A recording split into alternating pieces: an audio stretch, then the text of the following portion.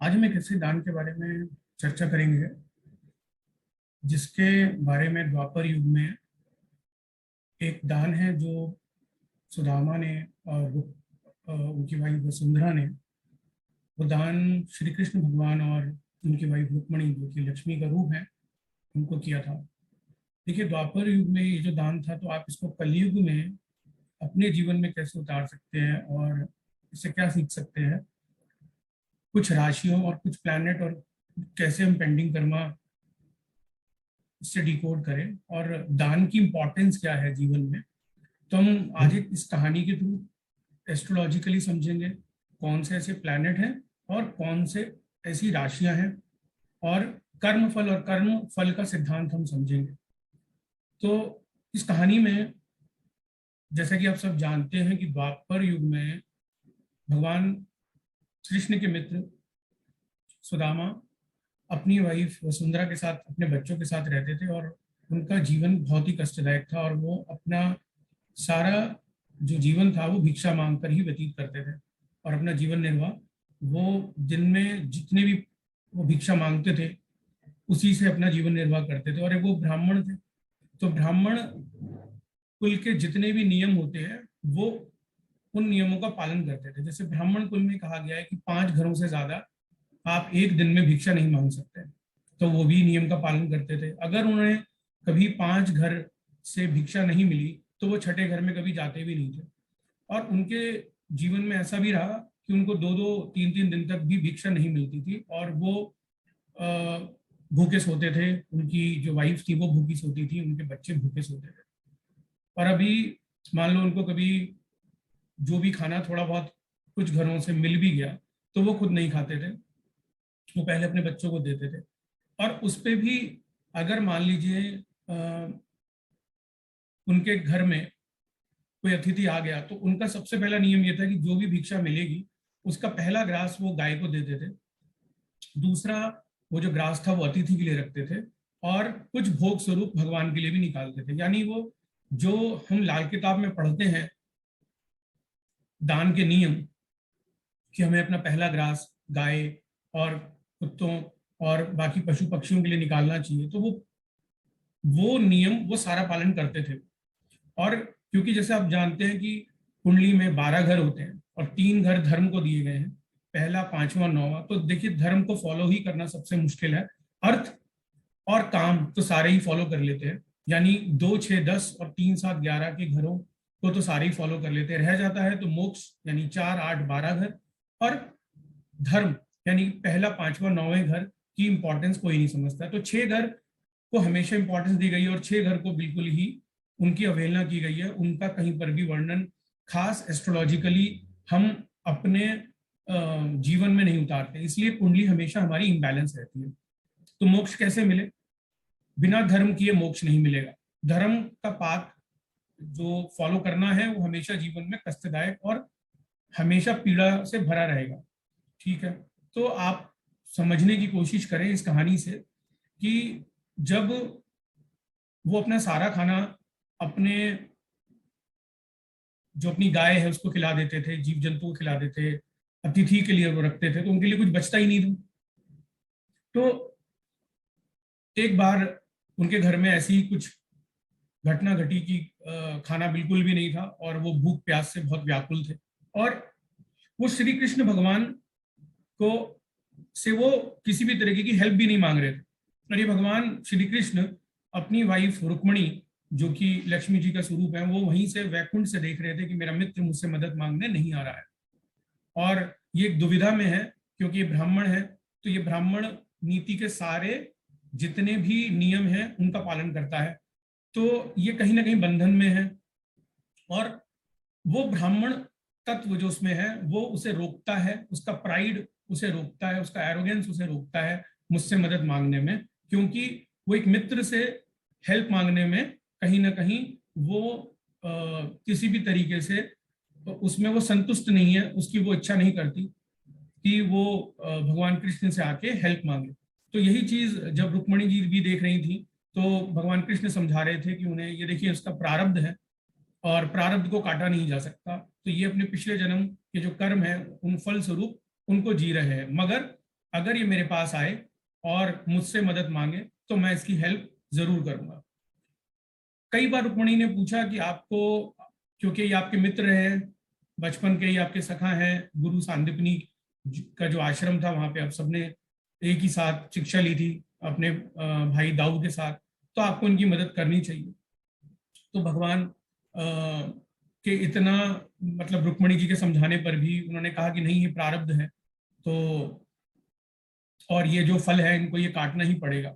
मगर उन्होंने ये भी बोला कि अगर ये मेरे पास आएगा, मुझसे किसी भी तरीके की याचना करेगा, तो मैं ये प्रारब्ध काट भी सकता हूँ। तो जैसा कि मैं बता रहा था कि इनके घर में एक दिन खाने के लिए कुछ भी नहीं था और काफी दिन भूखे रहे, तो इन्होंने देखा कि इनके पास जो घर में बर्तन है उसमें कुछ भी खाने को नहीं था और इन्हें उसमें एक चावल का दाना मिलता है। उस चावल के दाने को ये दो भागों में तोड़ देते हैं, जिसमें से एक पहला जो टूटा हुआ दाना होता है वो भगवान श्री कृष्ण और रुक्मणी जी को ये अर्पित करते हैं अपने घर में, जो उनकी प्रतिमा होती है।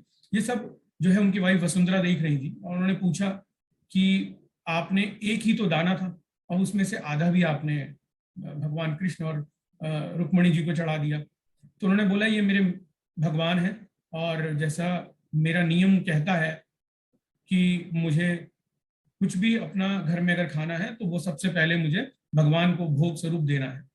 तो वसुंधरा जी इनसे क्वेश्चन करती है कि क्यों नहीं आप जाके इनसे स्वयं हेल्प मांग लेते। तो बोलते हैं कि मैं जो है किसी तरीके से इस बंधन में हूं कि वो मेरे मित्र हैं, मैं नहीं जा सकता। और वसुंधरा कहती है कि जो आपने आधा दाना चढ़ाया और आपका आधा दाना बचा, तो ये तो सब भगवान भी देख रहे होंगे, भगवान कृष्ण भी देख रहे होंगे, तो क्या उनसे उनका भला होगा, क्या उनसे उनका पेट भरेगा? जब आपको ये जो आधा दाना जो आप अर्पित कर रहे हैं, क्या इसको ये भेंट स्वरूप भगवान कृष्ण इसको स्वीकार भी करेंगे? क्योंकि बहुत धनी व्यक्ति भी हैं, सेठ हैं, जो सोने के बर्तनों में उनको खाना भेंट स्वरूप देते हैं, भोग चढ़ाते हैं, तो कहाँ उनके पास समय आपका जो भोग है उसको एक्सेप्ट करने के लिए? तो उन्होंने बोला नहीं, अगर मेरी भक्ति में शक्ति है, क्योंकि भगवान सिर्फ एक प्रेम और स्नेह के को चाहने वाले होते हैं, उन्हें ऐसी कोई धन संपदा उन्हें नहीं चाहिए होती है। तो जैसे ही वो उन्हें भोग चढ़ाते हैं, रुक्मणी और सुदामा, और वो भगवान कृष्ण वैकुंठ में उसको एक्सेप्ट करते हैं, तो तीनों लोक में जितनी भी आत्माएं होती हैं, जीव जंतुओं और जितने भी देव हैं, असुर हैं, उन सब की तृप्ति हो जाती है उस समय। और तब भगवान कृष्ण रुक्मणी को बोलते हैं, अपनी वाइफ को, कि तुम्हें इसका कर्ज चुकाना पड़ेगा। तो वो कहते हैं कि वो समय आ चुका है कि अब जो है आप समय समय पर ऐसा आपको अवतरित होना पड़ेगा, धरती पे जाना पड़ेगा और आपको वसुंधरा की मदद करनी पड़ेगी। तो होता क्या है कि उसी समय भगवान कृष्ण और रुक्मणी ऋणी तो बन जाते हैं सुदामा और वसुंधरा के। तो रुक्मणी डिसाइड करती हैं कि वो मृत्युलोक यानी पृथ्वीलोक पर जाएंगी और कहीं ना कहीं उनके खाने की व्यवस्था करेंगी। तो वो जाती हैं और एक घर में वो उनके लिए खीर की व्यवस्था कर देती है जहाँ वो भिक्षा मांग रहे होते हैं। मगर देखिए कि होता क्या है, जो नीति है, जो प्रारब्ध है, उससे क्या होता है कि वो जो खीर लेके जा रहे होते हैं सुदामा, वो गिर जाती है रास्ते में और उसको एक कुत्ता खा लेता है। मगर वो तब भी धैर्य रखते हैं और वो सोचते हैं कि शायद मुझसे ज्यादा इस जीव को इस खाने की जरूरत होगी। तब रुक्मणी ये सवाल करती हैं कृष्ण भगवान से कि मैं तो इनकी हेल्प करने खुद गई, तो क्यों इनको ये खाना नहीं मिला? तो भगवान कृष्ण ने समझाया इसका प्रारब्ध इसके आगे आ रहा है और मगर अब वो प्रारब्ध कटने का भी समय आ चुका है। तो अब जब उनके घर में ये इस तरीके की भूखमरी की कंडीशन चल रही होती है, ये व्यवस्था चल रही होती है, तो एक दिन सुदामा की वाइफ वसुंधरा उनको समझाती है कि क्यों नहीं आप द्वारकाधीश से मिलने जाते और हो सकता है कि वही आपकी मदद करें। तो बहुत समझाती हैं और तो उनके समझाने पर वो चले जाते हैं द्वारकाधीश। तो वहां जाने के बाद भगवान कृष्ण से मिलते हैं और जाते वक्त जो रुक्मणी, जो वसुंधरा होती हैं सुदामा की वाइफ, वो अपने पड़ोस से 2 मुट्ठी चावल उधार ले लेती हैं ताकि जब उनके पति सुदामा द्वारिका जाएं तो उनको वो खाली हाथ ना जाए। तो वो 2 मुट्ठी चावल लेके जाते हैं। और फाइनली जब वो भगवान कृष्ण से मिलते हैं तो कृष्ण भगवान पूछते हैं उनसे कि आप मेरे लिए क्या लेके आए हो, कि भाभी ने कुछ तो खाने के लिए भेजा होगा, कुछ तो मुझे एटलीस्ट 5 सुपारी तो भेजी ही होगी। तो वो कहते हैं और अपनी वो झोली छुपाते रहते हैं सुदामा। तो फाइनली भगवान कृष्ण देख लेते हैं कि उनके पास एक झोली है जिसमें 2 मुट्ठी चावल है। वो बहुत खुश होते हैं कृष्ण भगवान, और कृष्ण भगवान उन दोनों वो जो झोली होती है उसको खोल लेते हैं, और वो चावल 2 मुट्ठी जो होती है उसको 3 भागों में तोड़ लेते हैं और उसको वो खाने लगते हैं। तो एक मुट्ठी में जब वो पहली मुट्ठी खाते हैं तो उसमें वो स्वर्ग का अधिपत्य बना देते हैं सुदामा को, और जब दूसरी मुट्ठी खाते हैं तो उसमें पृथ्वीलोक का बना देते हैं। और जैसे ही वो तीसरी मुट्ठी खाने जा रहे होते हैं तो उसमें वो उन्हें रुक्मणी रोक लेती है कि क्योंकि आप तीसरी मुट्ठी में वैकुंठ भी इनके नाम कर दोगे, तो इसलिए वो उन्हें मना कर देती कि आप इनको जो है तीसरी मुट्ठी आप ना खाएं, और ये जो तीसरा जो भोग है ये आप हमें दे दीजिए, तो मैं और सत्यभामा हम खा लेंगे और इसका जो कर्ज है वो हम अपने तरीके से चुकाएंगे। तो इस तरीके से वो जो तीसरी मुट्ठी होती है उनकी जो बाकी रानियां होती हैं भगवान कृष्ण की, तीनों रानियां ये खा लेती हैं। तब भगवान कृष्ण विश्वकर्मा जी को बुलाते हैं और बोलते हैं कि जैसा मेरा महल है ऐसा ही आप जाके वृंदपुरी में रहते थे तो वो बोलते हैं कि जाके आप उनके लिए ऐसा एक महल बना दीजिए। और वहां पे जाके वो एक महल बना देते हैं। ये बात सुदामा को नहीं पता होती है, और उनको बोलते हैं वो विश्वकर्मा वसुंधरा को कि हम तुम्हारे लिए एक महल बनाना चाहते हैं। मगर वसुंधरा मना कर देती है और बोलती है कि क्योंकि मेरे पड़ोसी ने मेरी मदद की थी तो मुझे अच्छा नहीं लगेगा कि आप मुझे इस तरीके का महल दें। तो अगर आपको कुछ अच्छा करना ही है तो पहले मेरे इस गांव को करिए अच्छा, हम जितना भी मेरे आसपास नेबर मेरे रहते हैं उनकी आप कंडीशन अच्छी करें, तभी आप मेरे लिए कुछ करें। तो विश्वकर्मा जी इस बात को मान जाते हैं और सभी की जो कंडीशंस होती हैं वो सभी के लिए महल बना देते हैं। तो इस तरीके से इनका महल तैयार होता है। अब बात आती है रुक्मणी को जो होती है उनको अपना कर चुकाने की। तो वो फाइनली